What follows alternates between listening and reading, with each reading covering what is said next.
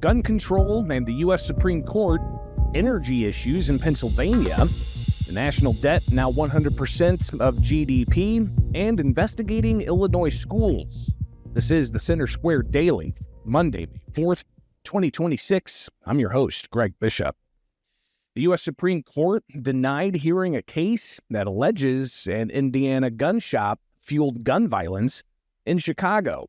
Case West 4th Sports versus Chicago accused an Indiana gun shop of selling firearms to straw purchasers or people who buy an item to conceal the identity for someone else.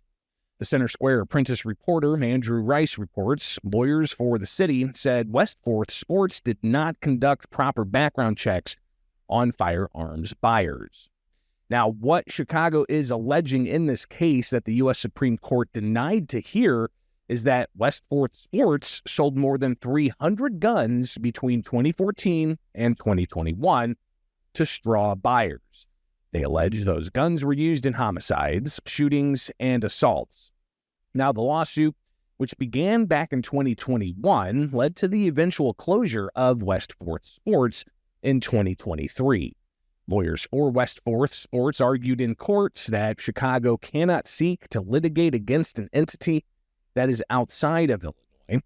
They wrote in briefs to the judiciary, specific personal jurisdiction does not lie against an out-of-state seller of firearms when a third party transfers them of their own initiative into the forum state. Now, before today's SCOTUS order, an Illinois appeals court ruled in favor of Chicago, finding the gun store targeted Illinois customers regularly sold to Illinois buyers, including straw purchasers. Without elaborating, the case was denied by the Supreme Court this morning, along with dozens of other different cases that they denied cert. Now, the court also took no action on 5 specific gun control-related lawsuits that have been in front of them for quite some time. Those include gun control cases out of California, New Jersey, Illinois, and beyond. In the case Duncan v. Bonta, that challenges California's ban on magazines holding more than 10 rounds. This case has been relisted for conference numerous times. What's a conference? It's when the U.S. Supreme Court goes behind closed doors, they have a stack of cases in front of them, and they deliberate as to whether or not they're going to take cases. Again, the Bonta case not being determined as to whether or not they're going to hear the case, as people in California continue to wait patiently for what that's going to look like. Another case that's been relisted time and again is the challenge to Illinois' ban on certain semi-automatic firearms and magazines over certain capacities. The Viramontes v. Cook County challenge is just one case in the federal judiciary. That's in front of the U.S. Supreme Court.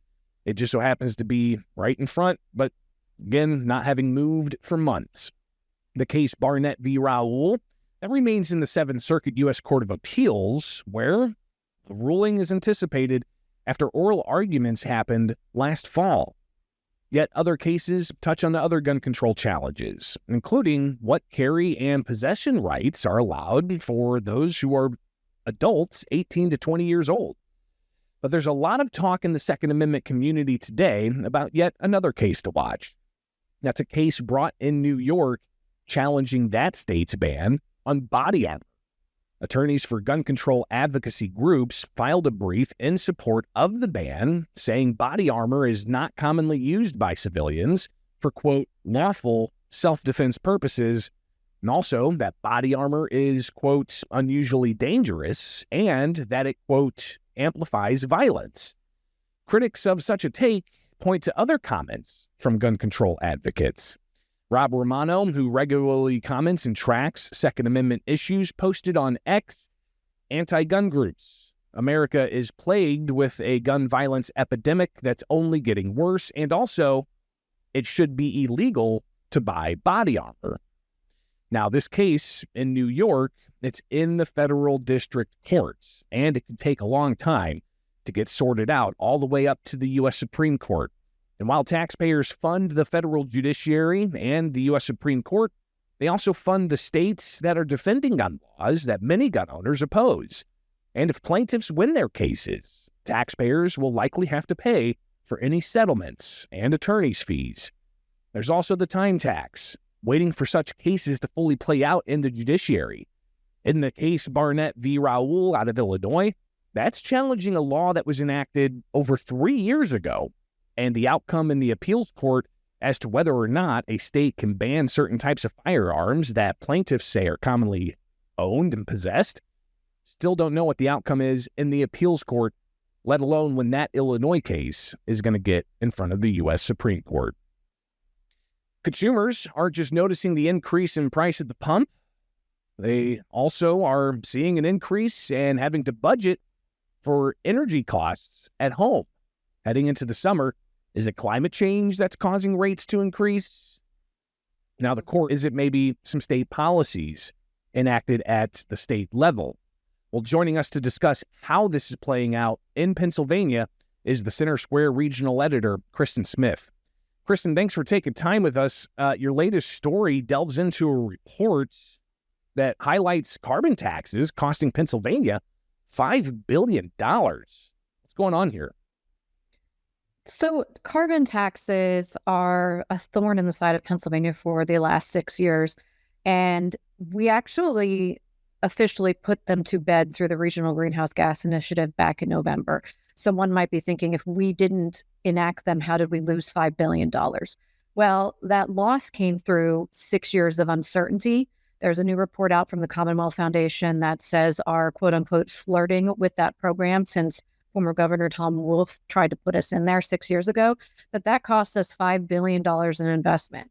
Now, what does that mean for taxpayers? What that means is that plants, natural gas plants, and other fossil fuels that could have operated longer or could have upgraded or could have been built, they were unable to proceed. And so then prices were impacted by that sort of thing. Now, what was helpful is that natural gas prices had fallen during this time period. But as we all know, volatility in the energy market has been really enhanced as of late.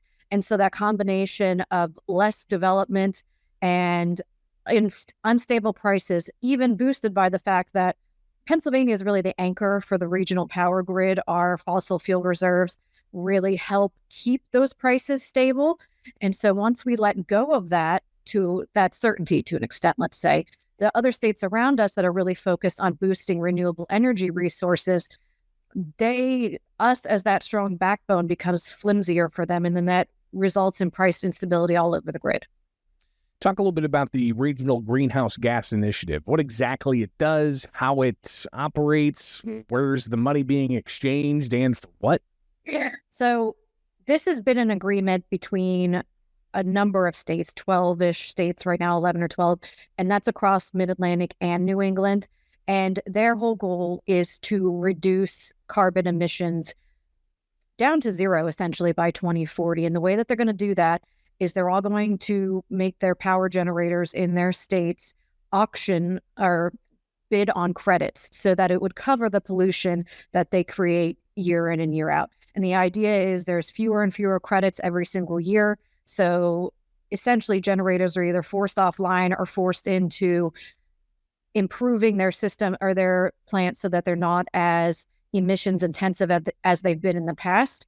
But as those credits have shrunk, the price has also gone way up. Now that results in a lot of money, financial windfall to RGGI states. They turn around and sometimes use that to help residents keep their bills lower, but they also reinvest into renewable energy projects. So it has a lot of uses to help also encourage the renewable energy development that could take the place of fossil fuels that are being pushed out of the market. The problem is that technology has not been able to knock down that bridge, let's just say. And there is concern that prioritizing the development, as programs like RGGI have done, is forcing us to a renewable energy future that we are not ready for.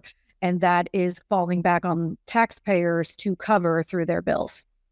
You know, reading through your story, I saw a familiar theme that I've seen here in Illinois, and that is the governor criticizing a energy grid network, PJM in particular, when it comes to, as Governor J.B. Pritzker in Illinois puts it, plug in renewable energy that is being created across the state. What's Josh Shapiro have to say about these energy grid networks? So Josh Shapiro and JB Pritzker are aligned a lot on a lot of their views of PJM. And in fact, they have threatened in the past, or correct me if I'm wrong, but Shapiro has certainly threatened in recent months to leave PJM and go it alone. The idea here is that he is unhappy with the way that PJM has essentially plugged in all of these energy projects. What's important to understand is that PJM is not making the rules necessarily when it comes to how many renewable energy projects must be plugged into the grid. That is largely influenced by the state policies that are happening all around them. And we're talking about states from Washington, D.C. and Virginia all the way out to Illinois. So that is a huge different group of policies that they're having to combine into how to keep this grid running, how to keep it sustainable, how to bring it into the future while still appeasing the state laws that are enacted on top of it. So Shapiro is really frustrated by this process. He thinks that states should have more say. He's involved himself in federal regulatory complaints to put more pressure on PJM to change the way that they manage the markets so that it'll add temporary price caps that help consumers in the short term, but critics say could raise prices in the long term, of course. And so he's been a louder and louder critic of PJM.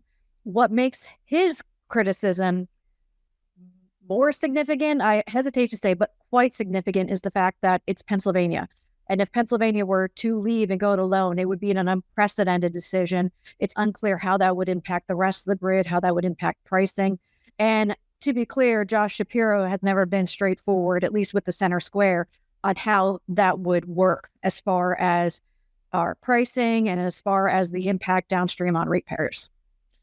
And you also got to consider the availability of generators and how many are being brought online, not just those who are solar or wind, but even natural gas. Pennsylvania is a very state with a very prominent natural gas sector. But some of the information from your story is fascinating. 73% of power projects in Pennsylvania became operational for 5 years between 2013 and 2018. But after Reggie, only 9%? Meanwhile, Ohio, who's not part of Reggie, they didn't have nearly the decline in power projects coming online. The Commonwealth Foundation's report really loves to compare Ohio and Pennsylvania. In part, I think it's a cheeky reference to Shapiro's longstanding rhetoric that we need to stop losing to quote unquote friggin' Ohio. And the energy sector is really a very strong example of this. Ohio never indicated that it would join Reggie. And they are similar to Pennsylvania in a lot of ways in the sense that they do have a lot of fossil fuels of their own. It's not nearly the amount that Pennsylvania has, but they do play a significant role in helping to keep our prices low in PJM. And so natural gas developers saw that commitment or that stability in their industry. And so power projects there that involve natural gas did not collapse and evaporate from the list of projects to be developed in nearly the same way as the statistics show that happened in Pennsylvania. Now, the Commonwealth Foundation's report does indicate that natural gas prices did go down, so that explains some of the reduction in the conversion rate from project to actual operational plant, but that the main difference they contend was Reggie versus non-Reggie. Christen, obviously we're talking about energy policy and a lot of it emanating from the State House. You've got Pennsylvania legislators coming back to the State House for just 3 days this month. Are they going to be able to put a budget together? Conventional wisdom and historical precedent as of late says no. Our full-time legislature is, like you said, only coming for 3 days in May. That's because they're going to spend the majority of time in their districts focusing on primary elections. And really where we are at is the same place we were at all the way back in February and March when Governor Shapiro at first introduced his budget plan for $53.3 billion. Republicans hate it, mostly because they say we're missing $5 billion that it's needed to cover it. Also, he wants to do things that are non-starters for them, like raise the minimum wage to $15 an hour, for example. And so as far as what is on their calendar this week that even touch that issue, there really is nothing now. It's early in the week, and these things change minute by minute in their calendar. An hour before they're ready to vote on something, it can disappear from the calendar entirely. In fact, we've run into that reporting, and it's been difficult to overcome, let's just say. So it's not entirely clear, but at least from the outset, from where we sit on Monday afternoon, they don't seem to be making a lot of progress towards that. Christen, what's the makeup of the legislature? Is it all Democrats with majorities, or are the chambers split? How does that impact what you could see in some certainty for how tax dollars are going to be spent? Well, Pennsylvania is in a really tense situation when it comes to that subject. Governor Josh Shapiro is a Democrat, obviously, and Democrats have a 1-seat majority in the state house. And this is a newer phenomenon for them. They've been in the minority in the state house for more than a decade. But back in 2023, they took over by 1, and they've held on with a vice grip to that 1-seat majority. Now, the Senate still has about 4 seats in Republican control, although that number has been shrinking since 2023. They had as many as 6 seats only 2 years ago, and now they're down to just the 4-seat margin. So there is a real strong concern from their party that they will continue to lose ground in the Senate, in which case that would give Governor Shapiro and Democrats pretty much the freedom to do whatever they wanted. We're not there yet, but those dynamics are going to play heavily into this budget season, and why there's going to be even more fighting and a lot of sticking to their ideological grounds, because Shapiro's running for governor. There's all of these senators and House of Representative members who are running to keep their seats, and they're all very likely to dig in their heels on where they stand on their policies. And considering the budget is our most contentious time of year, that's when you see movement on these really divisive issues, like raising the minimum wage, like how much do we spend on education, and does that involve school choice? Should we save more money in our rainy day fund? These are things that time and time again they fight over. But when the shadow of an election hangs over them, things tend to get particularly testy. We'll definitely be encouraging people to stay up to date with you and your team's reporting on Pennsylvania and beyond at thecentersquare.com. Christen Smith, regional editor. Greatly appreciate her taking the time. Now it's time for America's Talking, with headlines from across the country that you can find in the description below or in your inbox with the Center Square newsletter, free at thecentersquare.com. The U.S. national debt now larger than the entire American economy, and it's only set to keep growing, further exacerbating affordability and risking national security. The Center Square reporter, Therese Boudreau, reports out of the $39 trillion total debt held by the public hit $31.27 trillion on March 31st, surpassing the $31.2 trillion in gross domestic product over the past 12 months. Romina Bankia, the director of budget and entitlement policy at the Cato Institute, told the Center Square the fact the national debt's reached 100% of GDP, the highest in history except for the years immediately following World War II, is deeply troubling. Social Security and Medicaid spending alone make up more than 30% of federal outlays in fiscal year 2025, and that spending is projected to continuously increase in the near future. And while some U.S. lawmakers in Congress have expressed concern over the unprecedented debt increase, there's little to no action on substantive reductions in federal spending. Yet if Congress doesn't rein in deficits quickly, current and future generations of American taxpayers, they're going to feel the economic brunt of rising interest costs. Now the course that debt. California High-Speed Rail Authority missed their Friday deadline to submit a report to the legislature about the long-delayed project and its estimated cost of $126.2 billion. The agency's 2026 business plan, a draft of which was released in February, was supposed to be due Friday, May 1st. A spokesperson with the High-Speed Rail Authority wrote in an email to the Center Square Friday that the anticipated revised timeline for adoption of that business plan will be at their June 1st meeting, and then they'll transmit it the same day to the state legislature. Now, the core other pieces of required information under a law passed in 2025, high-speed rail authority is supposed to include information in its final business plan that addresses gaps in funding for the Merced to Bakersfield segments of the high-speed rail. The authority is also supposed to address how the agency plans to acquire the money to pay for the segment that would span the middle of California's agricultural heartland. More than 1 million active, inactive, and retired North Carolina public employees in state retirement systems could get a pension benefit improvement, such as a cost of living increase or a one-time supplement. The Board of Trustees for the North Carolina retirement systems voted for the change that takes effect in 2027 and runs through 2032. The board's authorized to recommend a permanent cost of living adjustment or one-time payment if the gain on investments over 5 years exceeds the cost of providing the benefit improvement. The Center Square managing editor, Alan Wooten, reports legislative approvals are required for enacting COLAs or other increases. The North Carolina retirement system serves teachers, state employees, employees of local government, firefighters, police officers, and other public workers. It operates at a deficit similar to Social Security, with fewer people paying in than are eligible for benefits. And a newly introduced measure at the Illinois State House aims at expanding ballistic imaging technology and is drawing criticism from gun rights advocates who question both its effectiveness and intent behind the bill.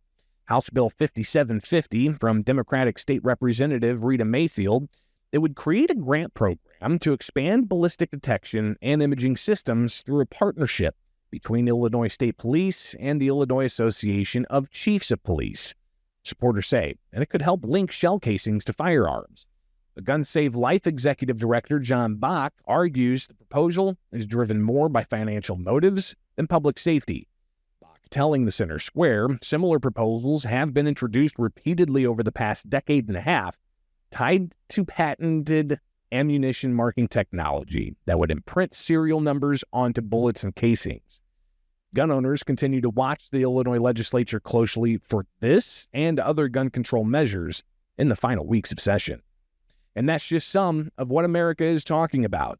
Get these and other headlines at thecentersquare.com. We'll be right back. Now the court back to the Center Square Daily. I'm your host, Greg Bishop. Let's get Illinois into focus with an Illinois state legislature voicing strong support for a federal investigation into dozens of school districts, framing the move as a necessary step towards transparency. But they're also pushing back against criticism from U.S. Senator Dick Durbin. State Representative Regan Deering, a Republican from Decatur, also serves on the Mount Zion School Board. She praised the U.S. Department of Justice's decision to examine school policies across the state, arguing that Illinois parents have been sidelined in key education decisions. The Center Square contributor, Katrina Barker, reports Deering's comments come after the U.S. Department of Justice launched investigations into multiple Illinois school districts to determine whether classroom content and policies align with federal law. Deering emphasized that families deserve greater insight into what their children are being taught. The DOJ, looking at 36 Illinois public school districts across the state, including schools in Bloomington, Galena, Gillespie, O'Fallon, Ridgeview, and Will County. In a statement, Senator Durbin accused the Trump administration of misusing federal power, saying that the president is, quote, once again weaponizing the DOJ to carry out a sham investigation against a state that did not vote for him in the 2024 election. Durbin went on to say that he can save the DOJ some time. He added their investigators will find 36 Illinois school districts dedicated to providing their students with a, quote, good, well-rounded education. He further said in a statement, if the Trump administration truly cared about supporting Illinois students and their education, Durbin said it would reverse the decision to dismantle the Department of Education and support Head Start programs and, quote, stop attacking Title I funding and the rights of LGBTQ+ students. Now, Deering, a Republican state legislator, rejected that characterization. She doubled down on her call for collaboration between schools and families. Deering telling the Center Square that parents are demanding transparency and looking for partnership between families and schools, and it really is not a controversial issue, she said. Meanwhile, the Illinois legislature returns Tuesday. Both chambers have deadlines to get bills from the opposite chamber out of their committees. For example, a House bill needs to get out of a Senate committee before it can get onto the Senate floor. It's going to be a busy week with lots for our team to monitor. One bill that the Illinois House could pick up that the Senate already passed impacts a certain type of mobility. Illinoisans may soon be required to register their e-bikes, motorized scooters, and other various modes of transport with the DMV if that piece of legislation passes the House. The Center Square Illinois reporter Sean Reed reports Senate Bill 3336, an initiative backed by Illinois Secretary of State Alexi Giannoulias. It would require a person to be at least 16 years old, licensed to drive, and to register certain electric mobility devices to the state before they can legally operate those devices. Now, the courts that fall under this purview include e-bikes with a power rating between 750 and 8,000 watts, various e-scooters, and any electric-powered device primarily used for transportation that moves, now the court, 28 miles an hour. Operations of the vehicle are restricted to highways with speed limits under 35 miles an hour, streets and roads, and any bike lanes or paths, but cannot be driven on sidewalks or interstate highways. Operation will also be subject to DUI laws. Now, the bill excludes toy vehicles and mobility assistance devices. That measure, again, it passed the Senate unanimously. Now, the court, it's scheduled to be taken up by the House this week. The bill has a total of 25 co-sponsors in the House already, including 11 Republicans. We'll be tracking that story and many others at the Center Square. So be sure to get the headlines in your inbox with the Center Square newsletter. Free for you at thecentersquare.com. From my studios in Central Illinois, I'm Greg Bishop, and you can join us back here Tuesday. More stories impacting you, the taxpayer, all around the country, only with the Center Square Daily.